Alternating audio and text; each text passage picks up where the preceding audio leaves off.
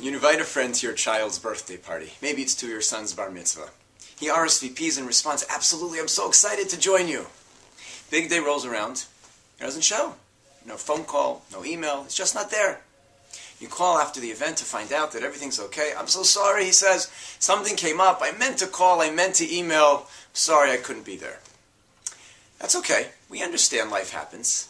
But a mental note is taken. Because if it happens again, if it becomes a pattern, he doesn't show up to a Shabbos lunch that he'd committed to being to, he doesn't come to a meeting that he agreed to take part in, something subtle yet very significant takes place in our minds. We suddenly lose complete confidence that he's a person who can be relied upon. That when he says something, that we know for sure it will happen.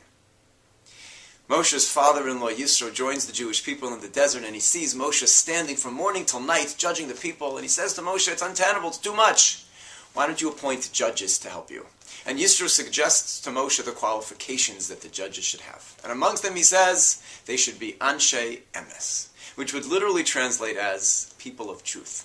An obvious necessity for a judge. But Rashi sees in that phrase something far more complex. Rashi says Anshe Emes refers to Ba'alei Havtacha, people who instill confidence, who are reliable, people who when they say something, you are sure that it will be fulfilled. As the Maharal Miprag, the great 16th century luminary, explains in Rashi, one of the things a judge needs most is respect. And to have respect, you have to be a person who, when you say something, you do it. And therefore a judge, Yisro suggested to Moshe, has to have that quality that people have confidence in him, that people respect him, because when he says he'll do something, he'll do it. We all want for our children to respect us. We need for our children to respect us.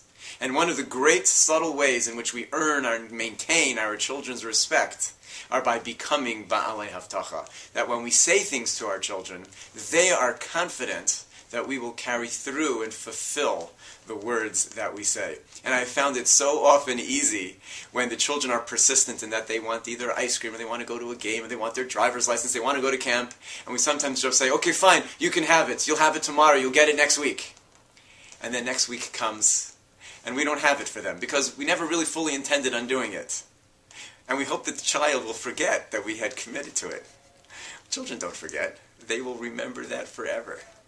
And what happens is in their minds, if it happens enough, they suddenly lose confidence that as we say things, we'll actually fulfill it. We'll carry through on the commitments that we make. And we owe it to our children to have the respect that we need and the respect that they must give us, that they should feel that confidence, be assured that we are reliable, that the commitments that we make, we keep, so that when we do make commitments and we can't keep them, which will inevitably happen in life, we are openly apologetic and we say, "I know that I committed to this, but for whatever reason, I can't do it right now.